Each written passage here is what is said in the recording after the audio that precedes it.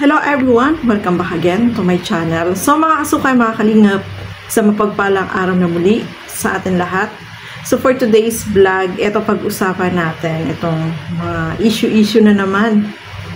Akala ko hindi natatapos, no? Hindi siya natatapos, mga kalingap. At ito nga, mainit na pinag-uusapan ngayon about dito sa sombrero daw na ibinigay dun sa babae, kay M, yung sombrero ni Kalingap Edo. May katotohanan kaya ito, mga kalingap? So pag-uusapan po natin sa video na ito, pero bago natin simulan yan, huwag niyo pong kakalimutan mag-subscribe. Val Santos Matubang, Kalingap Rob at Edna Vlog, sa tayong yung lingkod, Gandang Emmy. Sa mga hindi pa po nakapag-subscribe, please subscribe and please hit the notification bell para lagi po kayong updated sa aking mga ina-upload na mga reaction video. So, eto, pag-usapan po natin sa video na ito.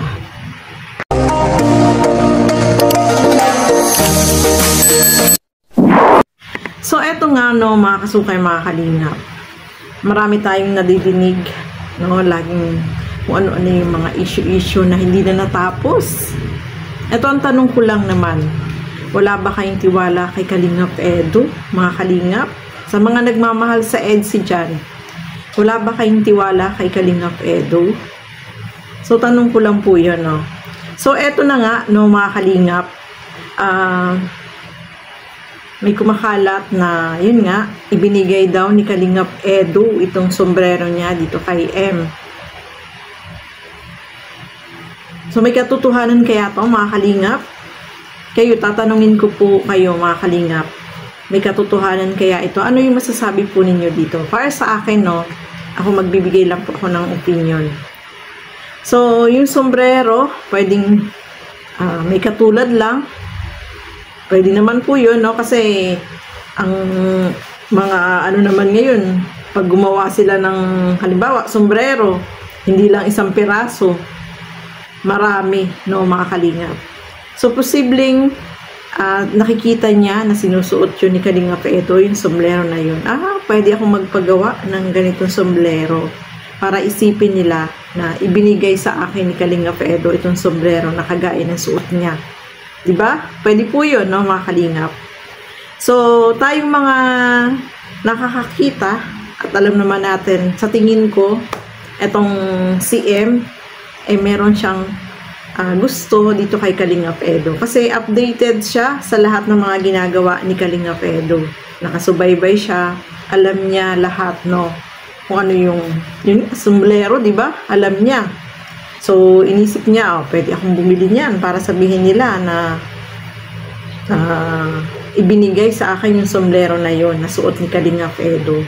Kasi ang mga viewer natin, matatalino po yan, no? At si Kalingap Edo, dapat magtiwala po tayo sa kanya. Kasi, alam naman natin si Kalingap Edo, may isang salita yan, no? Ano yan, yung kanilang tambalan. Siyempre, nirespeto niya si Beyonce. Alam nga namang, nandiyan na silang dalawa na ni Beyonce, umami na nga sila, tapos meron pang isa. Huwag po kayo maniwala sa gano'n, no, mga kalingap.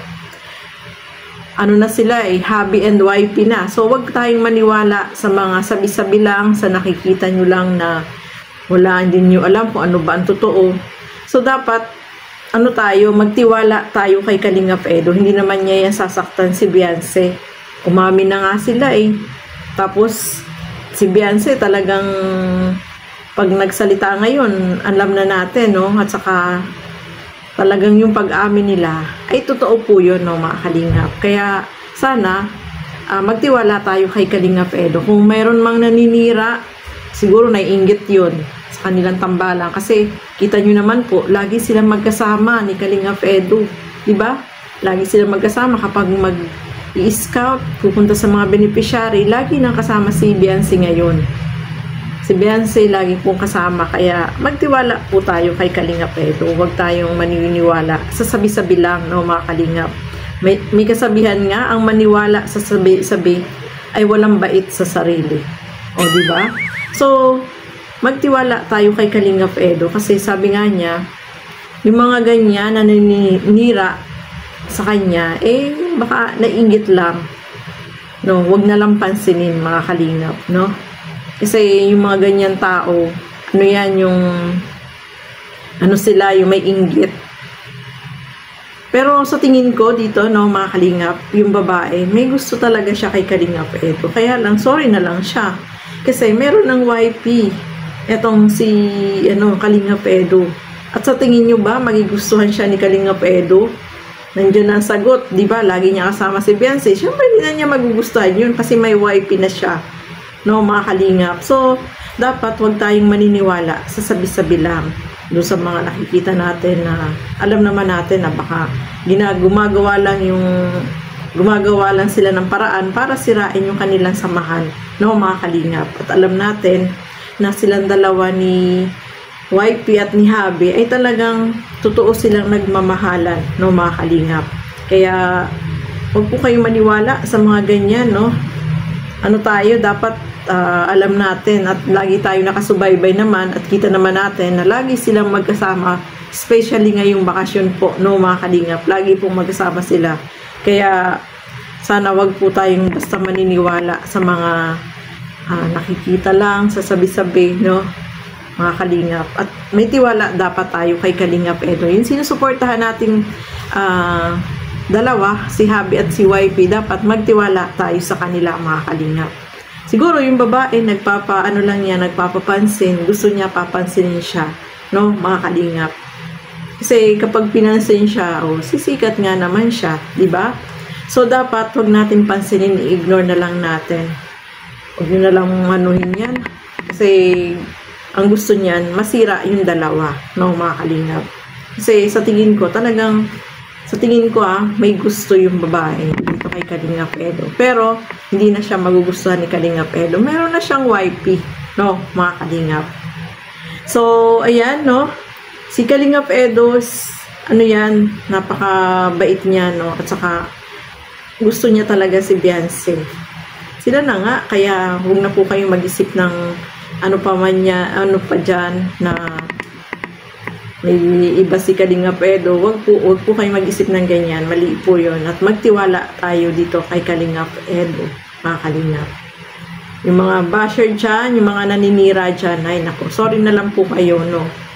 Basta kaming nagsusupport dito sa Tambalang EDC, dyan kami nakasupport, mga kalingap. So, ayan, no, yan lang po yung masasabi ko. Ano po ba yung masasabi ninyo about dito?